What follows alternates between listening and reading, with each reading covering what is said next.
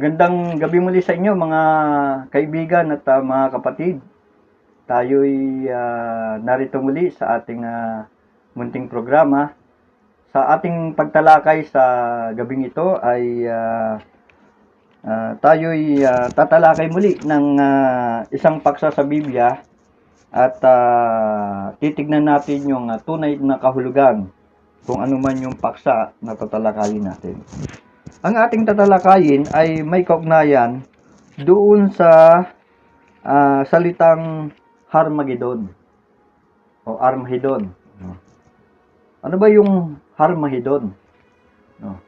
Kasi kung tatanungin mo ang iba't ibang mga tao, iba-iba rin yung kanilang paliwanag, may kaugnayan diyan sa Armageddon. At alam nyo, merong mga tao na nagsasabi yung Armageddon o Harmagedon, ito ay nauugnay sa isang digmaan na ang gagamitin ay nuklear, no? Yun daw yung Armageddon, sa pagitan ng mabuti at masama, pero nuclear yung gagamitin, At meron pang isa, yung isang Hollywood film na nagpalabas na yung Harmagedon ay inuugnay nila doon sa isang pagtama ng isang malaking asteroid, isang malaking bulalakaw dito sa Earth, na syempre alam na natin yung magiging senaryo na kapag tumama yon ay maraming malilipol at maraming mamamatay. Yung bida ay nagsikap na mapigilan yon. So, iba-iba yung mga pananaw nila. Pero syempre, ay ang tatalakayin natin, pag-aaralan natin, kung ano yung sinasabi ng Biblia.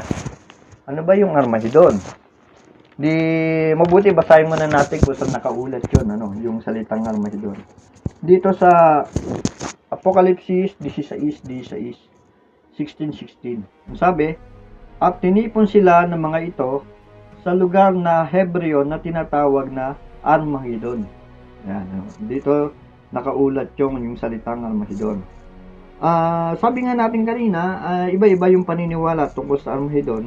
Pero kung babasihan natin yung sinasabi ng Biblia, ayon sa isang referensyang aklat doon sa Insight of the Scriptures, ito ay parang dictionary ng Biblia.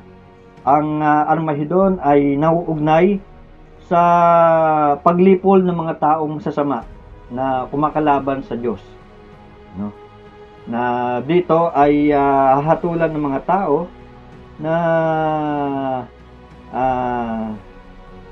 sabi nga yung mga masasama yung ginagawa. At sila ay kumakalaban sa Diyos na Jehovah. Yun ang maikling paliwanag tungkol dun sa Armageddon. Pero paano ba natin nasabi na ganun nga yung kahulugan nun, Bueno, sandali lang, Bakit ba tinawag na Armageddon, Yung salita kasing mga kapatid at mga kaibigan, yung salitang Harmagedon, yung salitang Har, sa Hebreo, ang meaning nun ay isang bunton ng lupa, pwedeng bundok, at pwedeng hills.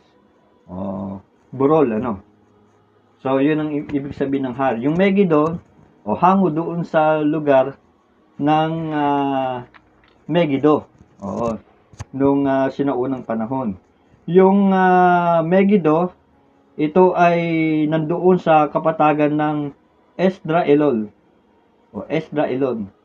Doon sa south ng kasalukuyang Haita, doon sa Israel. So, tunay na lugar ito. Bakit ba inugnay ito sa digmaan?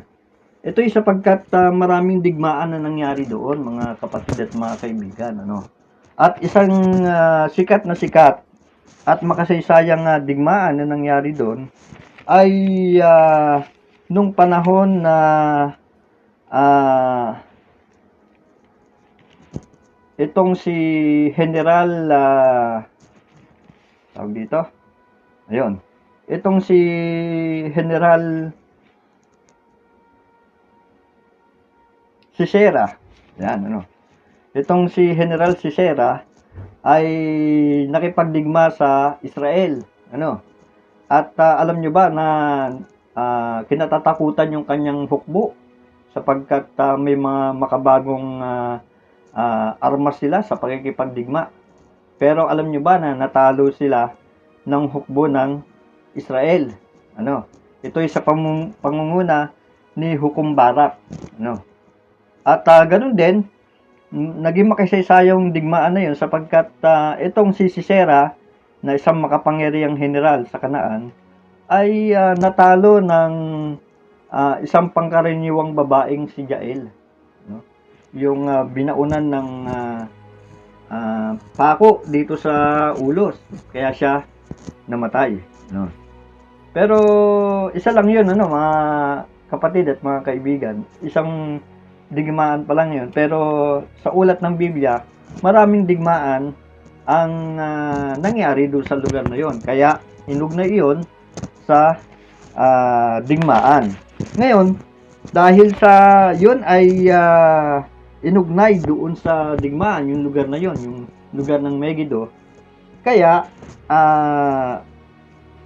isa yan sa marahil ay naging impluensya doon sa ulat ng Apokalipsis 16:16 na Armageddon, yung binabanggit doon, ano. At ito ay pagtitipon, ano, doon sa mga kaaway ng Diyos, titipunin doon sa lugar na yon, ano. Pero syempre hindi naman literal iyon, ano, sapagkat kung iisipin natin, no, sa panahon ng Armageddon, lahat ng kumakaaway sa Diyos ay titipunin doon sa lugar, ano. Kung isang bunton ng lupa lang yung titipunan, kung ililiteral natin, hindi magkakasya yung mga kaaway ng Diyos doon sa isang bunton ng lupa. Kahit nasabihin mo sa isang bundok, kung halimbawa ay literal na bundok yon, hindi naman magkakasya yung lahat ng mga kaaway ng Diyos. Kaya matuwid na isipin na yung Armageddon ay isang kalagayan. No, sa panahon na yun, titipunin lahat, no, ng mga hukbo ng mga bansa, no, ng maraming mga bansa, at yung mga kumakaaway sa Diyos ay titipunin sa kalagayang yun, at sila ay hahatulan dahil sila ay kaaway ng Diyos. Ano? Ano yung mangyayari sa kanila? Ano? So, yan ang aalamin natin. Dahil sila ay pupuksain at sila ay hahatulan, ano yung mangyayari doon sa mga kumakalaban sa bayan ng Diyos at maging sa Diyos na Jehovah? Di ba basahin natin, mga kapatid at mga kaibigan, kung ano yung magiging kaganapan doon sa araw ng Armageddon. So, babasa tayo ng ulat ng Biblia, no? Ang unang babasahin natin, yung binabanggit ng Daniel 2:44. Yan. Malimit itong teksto na to ay nababasa na natin, ano, sa ating mga naunang vlog. Pero babasahin uli natin, ano, kasi nauugnay ito doon sa Armageddon, no. Daniel 2:44, ano ba yung mangyayari doon sa araw na yon? Sabi dito, sa panahon ng mga haring iyon, ang Diyos ng langit ay magtatatag ng isang kaharian na hindi mawawasak kailanman. At ang kaharing ito ay hindi ibibigay sa ibang bayan. Dudurugin ito at wawakasan ang lahat ng kaharian iyon, at ito lang ang mananatili magpakailanman. Ayun. Sa panahong iyon, dahil ang Diyos ng langit ay nagtatag ng isang kaharian, na sa mga naunang vlog natin, ang mamumuno doon ay ang ating Panginoong Hesus, ano? Ang gagawin ng kahariang ito, yung lahat ng kahariang ito na nasa lupa ay mawawasak Sabi dito, at dudurugin. Ayun, ano. Dahil magiging walang silbi yung mga kaharian na yon at papalitan iyon ng kaharian ng Diyos eh. So, at malao na talaga na itong mga kaharian dito sa lupa ay umuupasala sa Diyos na Jehovah. Ano?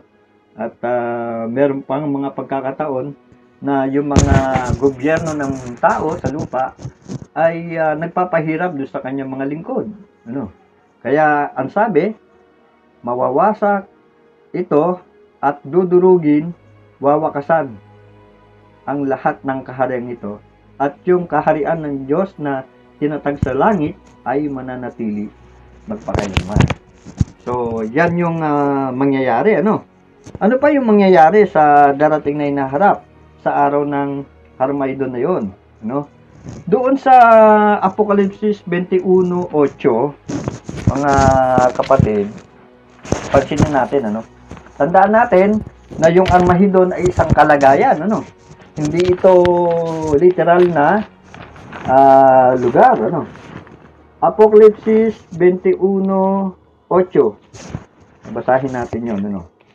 Ang sabi dito sa Apokalipsis 21:8, ano yung mangyayari doon sa mga tao na titipunin doon sa araw ng Armageddon? Sabi, pero para naman sa mga duwag at sa mga walang pananampalataya at sa mga kasuklang-suklam, marumi at sa mga mamatay tao at sa mga mamimihasa sa sexual na immoralidad at sa mga nagsasagawa ng espiritismo at sa mga sumasamba sa idolo at lahat ng sinungaling, iahagi sila sa lawa na nagniningas sa apoy at asupre.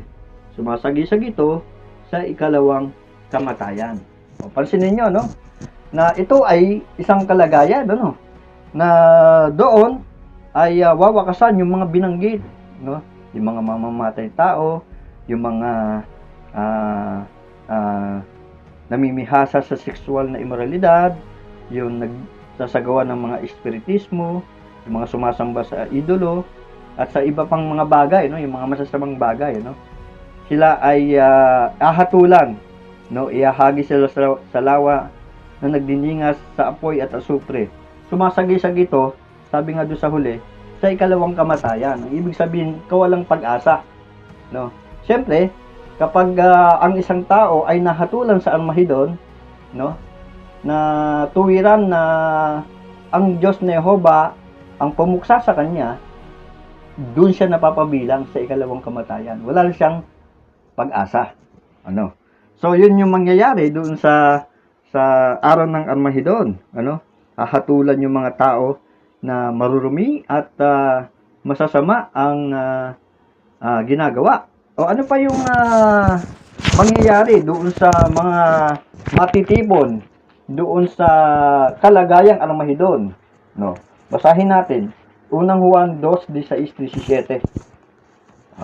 Tingnan natin kung ano yung mangyayari doon sa araw ng Armageddon na mangyayari doon sa mga tao na titipunin. Doon sa unang Juan 2:16-17. Ang sabi ay ganito. Dahil ang lahat ng bagay sa sanlibutan, ang pagnanasa ng laman at pagnanasa ng mga mata at pagyayabang ng mga pag-aari ay hindi nagmumula sa Ama, kundi nagmumula sa sanlibutan. Isa pa, ang sanlibutan ay lumilipas, pati ang pagnanasa nito. Pero ang gumagawa ng kalooban ng Diyos ay mananatili magpakailanman. Yan, ano. So nakita natin, ano, yung buong sanlibutan. Alam naman natin, ano, na yung buong sanlibutan ay talagang ayaw ng Diyos yan, ano. Dahil masasama ang mga ginagawa nila, ano. At sabihin pa ay kumakalaban ito sa bayan ng Diyos. At maging ang Diyos ni Jehovah ay kinakalaban ng sanlibutan, ano. Kaya darating ang araw, hahatulan sila sa araw na iyon ng Armageddon na binabanggit, ano. So nakita natin, ano, na magiging kahila-hilakbot yung mangyayari doon sa araw ng Armageddon. Ano? Ano yung makikita, yung tanawin doon sa araw ng Armageddon kapag nangyayari yung mga bagay na yon, ano? Di basahin natin yung binabanggit ng Jeremias 25:33. Pansinin ninyo yung binabanggit ng Jeremias 25:33. Pansinin ninyo yung binanggit kung gaano kahila-hilakbot ang mangyayari doon sa araw ng Armageddon para doon sa mga taong kumakalaban sa Diyos at doon sa kanyang bayan. Sabi, at ang mga mapapatay ni Jehovah sa araw na iyon ay mula sa isang dulo ng lupa hanggang sa kabilang dulo ng lupa. Hindi sila hahagulgulan o titipunin o ililibing. Magiging gaya sila ng dumi sa ibabaw ng lupa. Napakasakit na mangyari. Ano? Yung mga hahatulan doon sa Armageddon sa araw na yon, ano, na sila ay magiging dumi ng lupa. Hindi daw sila hahagulgulan, hindi sila iiyakan dahil ang Diyos na Jehovah mismo ang umatol sa kanila, ano, hindi sila titipunin para ilibing, ano, magiging dumi sila ng lupa. Ayan, ano, yun ang kasasapitan, ano, mapupuksa talaga, malilipol talaga yung mga kabilang doon sa mga titipunin doon sa Armageddon, ano, sa kalagayang iyon, ano. Ngayon, kung merong mapupuksa at napakarami yung mapupuksa kasi ang sabi uulitin lang natin, ano, ang sabi yung mapupuksa daw ay mula sa isang dulo ng lupa hanggang sa kabilang dulo ng lupa. Ibig sabihin, napakarami. No, buong mundo ay marami mga mapapatay at malilipol ng Diyos na Jehovah dahil masasama nga sila. Ano? Kung merong mga malilipol at marami yon, meron naman kayang mga maliligtas? Basahin natin kung merong maliligtas.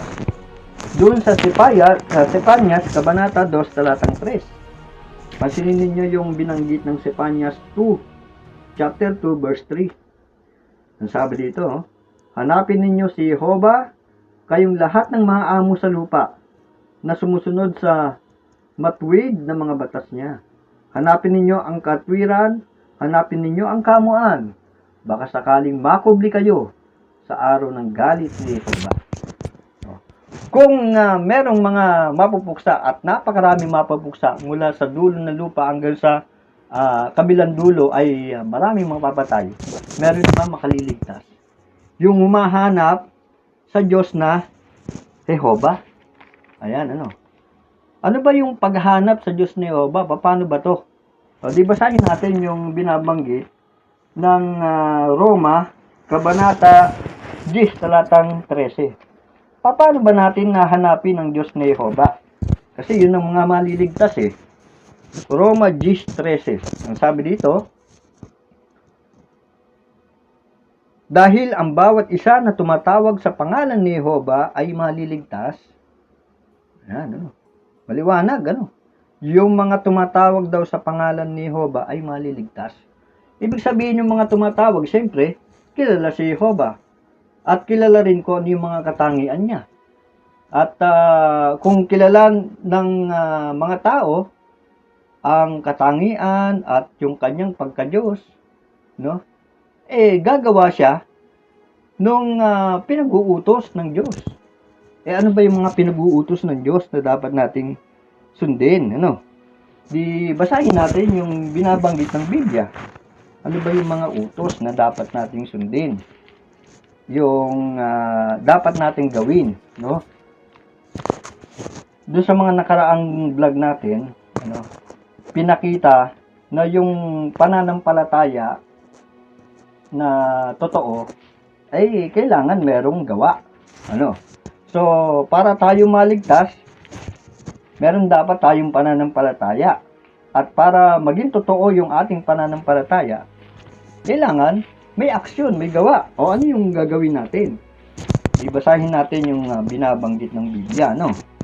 Dito sa Awit 37:34. Ang sabi ay ganito. 34. Ang sabi dito, umasa ka kay Jehovah at lumakad ka sa kanyang daan at itataas kanya at mamanahin mo ang lupa. Kapag nalipol ang masasama, makikita mo yun. Kapag daw nakita na, na nalipol yung mga taong masasama, makikita natin yun. Tayo makakasaksi doon sa mga taong nalilipol, yung mga kaaway ng Diyos. Ano? Ano gusto natin? Gusto ba natin masaksihan na yung mga taong mga sasama ay nalilipol? O baka tayo yung nakita na kasama doon sa nalilipol? Ayaw natin mangyari yun. Ano? Kaya, anong gagawin natin? Ano? Kikilalanin natin ang Diyos na Jehovah at gagawa tayo kung ano yung kagustuhan niya. Ano? Gagawa tayo ng mga makatwirang mga gawa. Ano? Kaya nakita natin mga kapatid at mga kaibigan, ano, kung ano yung Armageddon at ano yung mangyayari doon sa araw na iyon ng Armageddon. Ano? Ngayon, dahil sa nalaman natin yan, ano yung dapat nating gawin? No? Bueno, para doon sa mga kumikilala na sa Diyos na Jehovah, ay dapat patuloy tayo na kumilala sa Kanya. At tayo ay gumawa ng mga bagay na kalugod-lugod sa Kanya. Iwasan natin yung salibutan. Kasi nga binabanggit ng unang Juan 2:16-17, di ba? Kanina. Yung salibutan at yung masasamang pita na yun, yung pita ng salibutan, ay wawakasan ng Diyos. Ano? Kaya hindi tayo dapat maki-join doon sa masasamang pita ng sanlibutan. Ano? Bakos gumawa tayo ng mga gawa na sasangayunan tayo ng Diyos na Jehovah. At para naman doon sa mga kaibigan namin na nagsusuri ng kasulatan, ano, at ang ilan ay mga Bible study na nga, ay patuloy lamang kayo na kumuha ng tumpak na kaalaman. Sapagkat yung pagkuha ng tumpak na kaalaman ayon doon sa Juan 17:3 ay magbubunga ito ng buhay na walang hanggan, no, sa darating na hinaharap, ano. At syempre, yung paggawa ng banal na kalooban ng Diyos, no, mga gawa ng katwiran, no, ay isang bagay yan para magkaroon tayo ng kaligtasan sa darating na Armageddon. So, yun lamang mga kaibigan at mga kapatid, ano. Sana ay marami kayong natutunan sa ating pagtalakay sa gabing ito. Maraming salamat sa inyong pagsubaybay sa aking munting vlog. Bye-bye!